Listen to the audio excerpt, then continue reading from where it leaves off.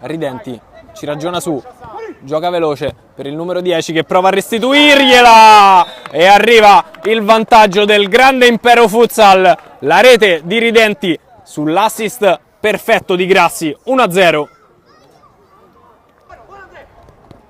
Attenzione alla palla rubata, Ridenti ancora il numero 8 con il destro, stavolta diagonale che non trova la porta, difesa da Zomparelli.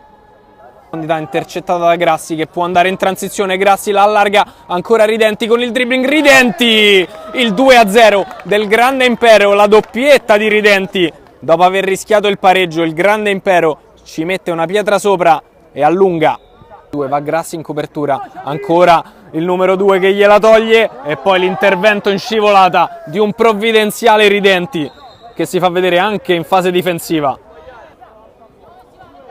Pallone alzato sul secondo palo, Ridenti la mette giù, poi la rigioca sul secondo palo, il taglio dentro ed è tripletta per Ridenti. Il numero 8 ancora una volta con il destro batte Zomparelli